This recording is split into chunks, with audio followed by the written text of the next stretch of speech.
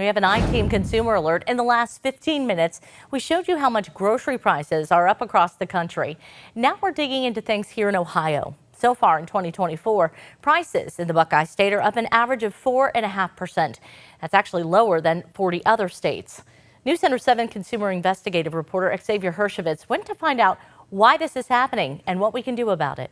This right here cost me $220. We caught Marcus Burks as he loaded up his groceries. You could go just even a year ago and get twice as much. He's seen the prices on just about everything go up, and he's far from alone. Have you found that there's certain things that are costing you more? Oh my gosh, baking products, butter, eggs, meat, of course. According to Consumer Affairs, grocery prices have gone up about 25% in just the last 2 years. You have to have it, so you have to pay those prices. And some items have been impacted more than others. The think tank Groundwork Collaborative found meat, juices, fruits, vegetables, and snacks account for 30% of grocery inflation. Well, let's take the big picture first. Jeff Heyman is an economics professor at Cedarville University. He says we've seen high inflation, and that rate has cooled some,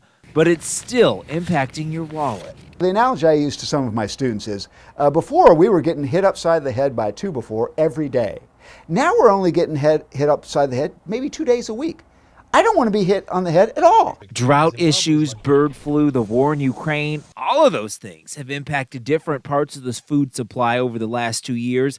But the biggest factor is another area that's hitting your wallet. Gasoline and energy prices are a huge input into food prices. So to see the biggest drop in grocery prices, If we got back down to $40 a barrel oil, you'd see some of these prices start to come down. some prices have come down from peak highs, like eggs, lettuce, and even apples. When it comes to saving money on groceries, you're gonna have to do some homework, and your phone is gonna be your best friend. One, a lot of stores on their apps offer digital coupons. You wanna use those as much as you can, and you're also gonna wanna shop those sale ads. That way, you're getting the best deal for everything in your cart. That's what comes in big handy as far as them targeting what you purchase. You just have to look for the deals. Yeah. That's the only way. We're all just doing what we can with what we have to navigate each trip to the grocery store. I'm consumer investigative reporter Xavier Hershevitz for News Center 7.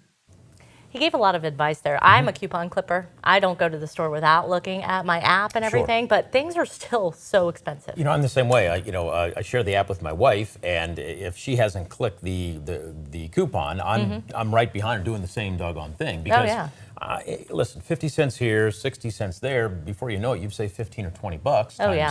Times 4 weeks. I mean, that's $80 a month. It really does add up. 960 bucks a year. That's a lot more math than I'm wanting to do right now, but it does add up, I promise. No, it sure does.